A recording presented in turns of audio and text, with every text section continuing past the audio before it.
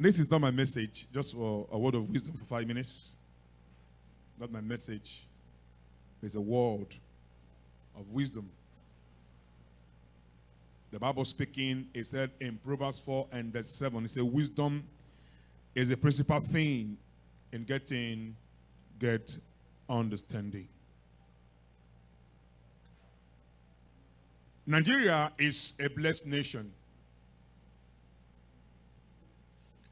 full of men and women with ideas, knowledge, creative ideas. Nigeria is a blessed nation with huge deposits of natural resources.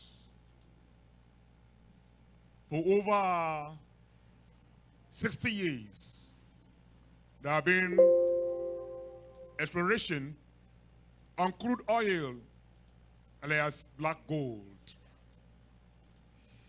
But the dividend or the benefit of this black gold are not reflected in the life of Nigerians, particularly the region where this exploit is being done. The regions where it is being exploited from are suffering with untold hardship. Some cannot even take their children to school.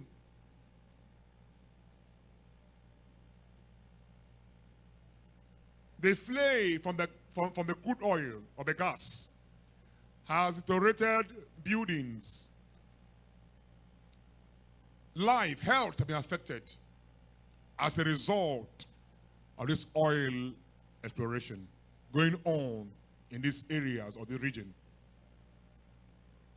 Every other country around the world that has black gold, they are benefiting immensely for the benefit of the black gold in their countries. But that of Nigeria is different. The reason for this blessing from God is to be used to furnish, to train, to make the country good.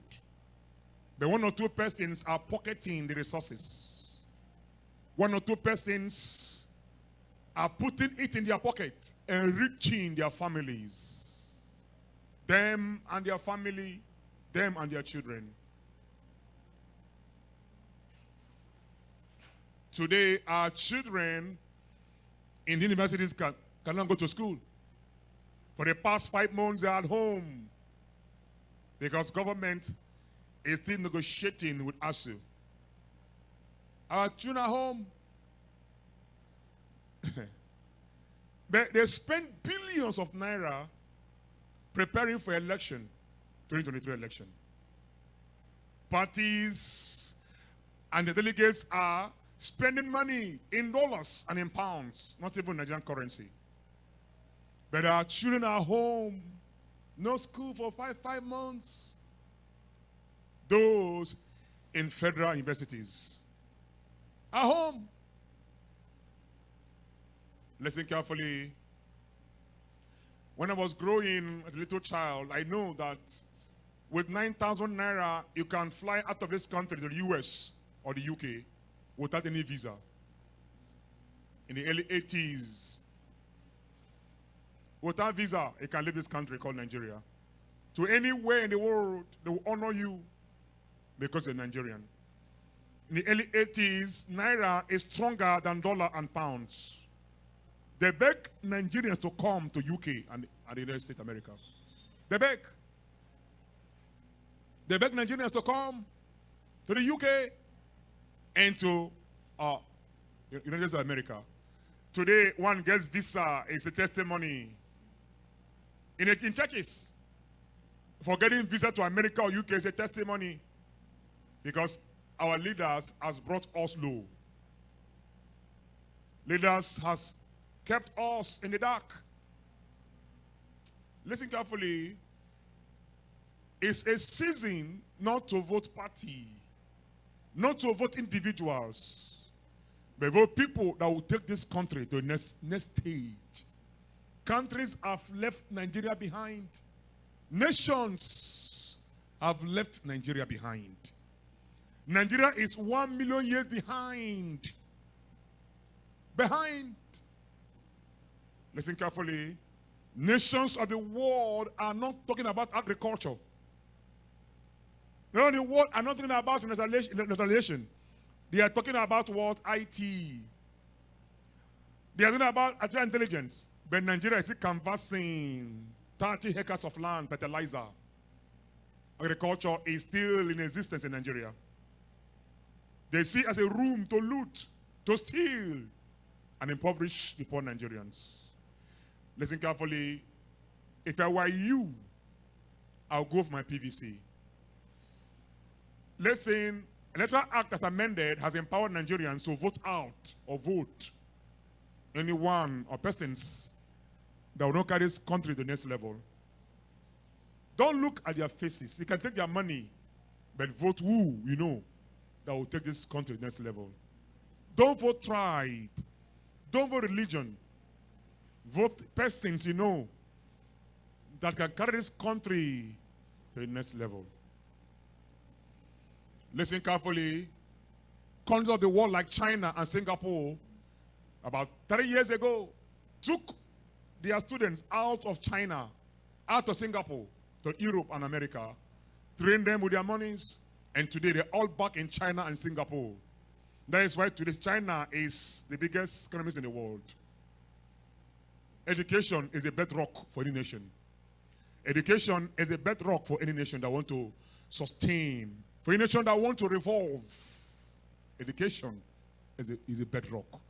Education is a foundation. Today, families cannot pay school fees for their children, for their wards.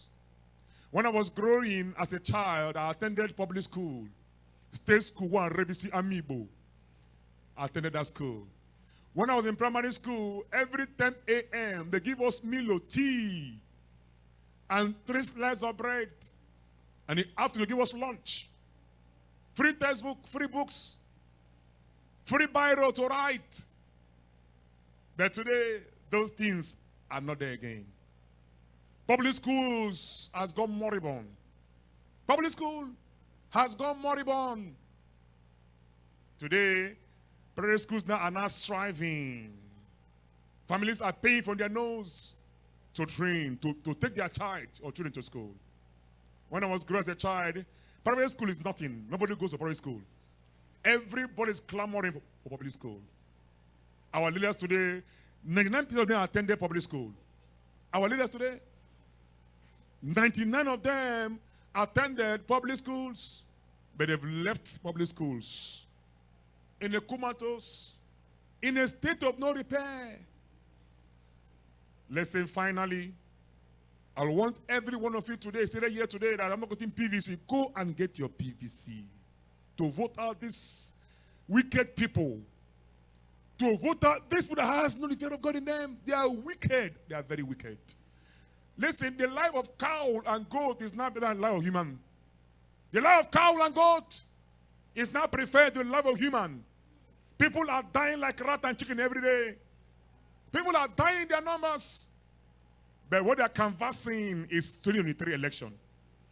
What they are canvassing is 2023 election. They are not looking or thinking of Nigerians. They are after themselves and their children. Vote wisely. Be wise. Don't be carried away by tribe. Don't be sentimental. Don't be tribalistic. Even religion. Lest in Singapore, the man that took Singapore to the next level wasn't even a Christian, wasn't a child of God.